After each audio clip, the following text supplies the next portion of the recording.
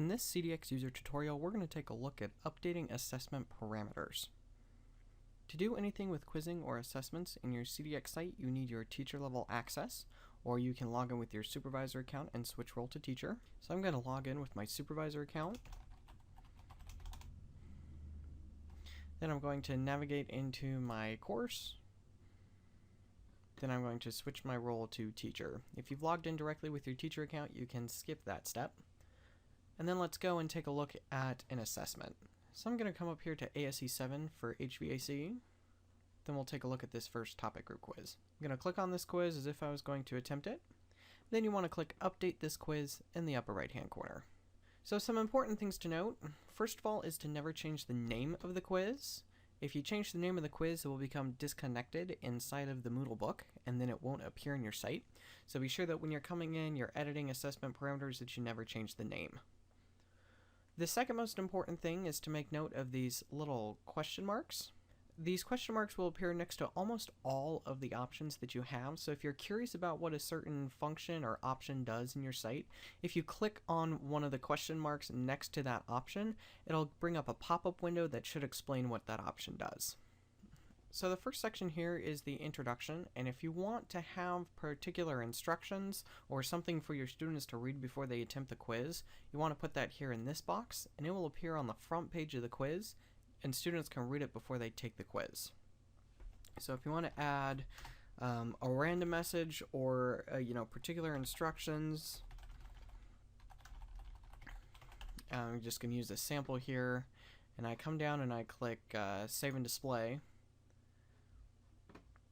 Then when the students come to attempt this quiz, it's the HVAC Basic Principles quiz, they're going to have the message that you just wrote. Be sure to study for this quiz. So if you have a particular set of instructions or something that students need to do before they do this quiz, the introduction box is a good place to put that. Looking down at some of these other options, first section is timing. You have the option to set a particular time to open and close the quiz. So you can choose when the quiz is open for students to take it. If you set a date in a particular time, be sure to uncheck the disable box. You also have the same for the close the quiz option. And you can also establish a time limit for the quiz. Any number of minutes can be put into this box, and make sure you check enable. The next option you have is time delay between first and second attempts. This is really helpful for quizzes that have multiple attempts in them if you don't want your students taking those quiz attempts back to back. You can come in here and set this time delay. It goes from anywhere from 30 minutes to multiple hours or days between attempts. You can also do the same thing for time delay between later attempts. So there can be one time delay between the first and second attempt, and another time delay between all subsequent attempts. And you've got the same time options there as well. The next section is display. You can set the number of questions that are displayed per page. So if you want students taking a quiz one question at a time, either in a lab setting where you don't want them looking at each other's screens, or if you just want them to focus on one question at a time, you can come in and you can set this anywhere from 1 to 50 questions per page.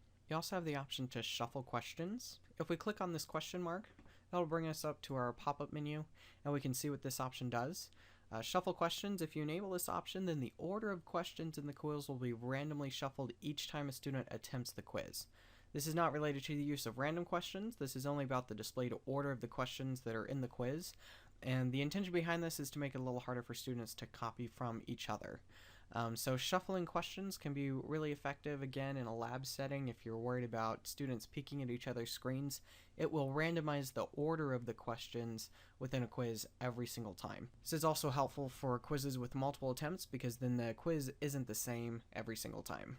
Shuffle within questions is another good option we have. It is similar to the shuffle questions option, but instead of shuffling the order of the questions, it shuffles the order of the answers every time a quiz attempt is made. This only applies to questions with multiple parts, like multiple choice questions or matching questions, so every time a student looks at a multiple choice question, the answers, A, B, C, D, will be shuffled. This is useful especially for quizzes with multiple attempts because not only are the questions shuffled, but the answers to those questions are shuffled, resulting in a different quiz every time. And again, the main purpose behind this is to prevent students in a lab setting from copying from each other's screens. This option also has to be enabled on the individual question settings for it to work. By default, all of the standard multiple choice questions inside of your CDX site have this option turned on, so it's not something you need to worry about unless you create your own questions. A time when you wouldn't want to use the shuffle within questions option would be for true-false questions and technician A-B questions, because students typically expect the answers for those questions to be in a particular order in order to prevent confusion. For those questions, you would want to disable the shuffle within question options for those individual questions, but leave it turned on in the quiz settings. That way you will shuffle all of the questions except the true, false, and tech A-B questions. By default, the individual true, false, and tech A-B questions inside your CDX site have been set to not shuffle within questions to prevent confusion for the students. But be aware that if you create your own questions, you will need to set up the shuffling options correctly. For more information on this, be sure to check out the video titled Editing Assessment Content, where we talk about creating your own questions and setting up the shuffle options correctly. Going back to our quiz options, we have attempts. Here for this quiz, there are currently 3 attempts allowed. You can set this anywhere from unlimited or 1 to 10. By default, a lot of the topic group quizzes in your CDX site is going to be set to 3. Moving down to the grade section, you can also check out the grading method. Typically, highest grade is used, or if you want to average the grades between multiple attempts, you can do that, or you can only pick 1 grade from the first attempt or the last attempt.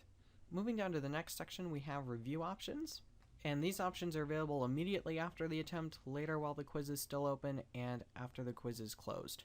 So if you set up a time frame for your quiz to open and to close, you can limit the feedback they get until after the quiz is closed, or you can allow them to see feedback during all 3 stages. So for this quiz, immediately after the attempt, they can see their responses, and they can see the feedback that's generated within those questions, and they can see their scores. If you want to change any of this, just use the checkboxes, and be sure you set up these checkboxes in all 3 of these areas if you want them either to be the same or to be different. Moving down to the last section in these options is the overall feedback.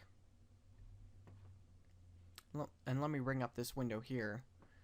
The overall feedback is some text that is shown to a student after they have completed an attempt at the quiz. The text that is shown can depend on the grade the student received. For example, if you enter the grade boundary of 100% with the feedback is well done, and a grade boundary of 40% feedback, please study this week's work again, and a grade boundary of 0, all students who score between 100% and 40% will see the well done message, and students who score between 39.99% and 0% will see the other message.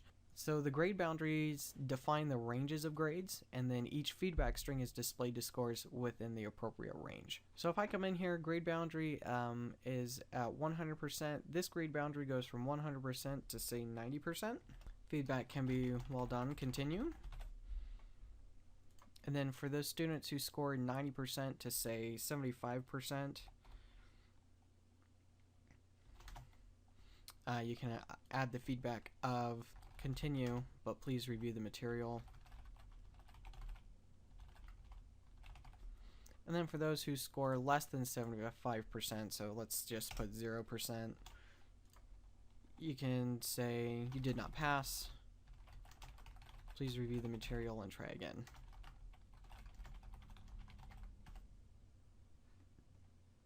So you can set any number of these grade boundaries.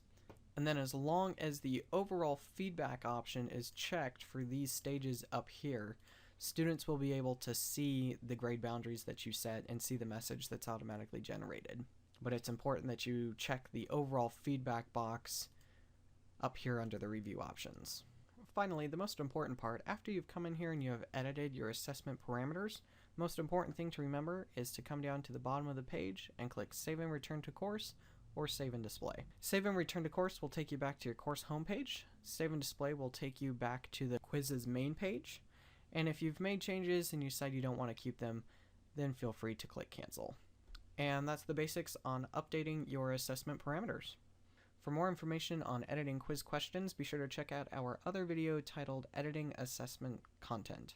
As always, if you have any questions, feel free to contact tech support or your CDX sales representative.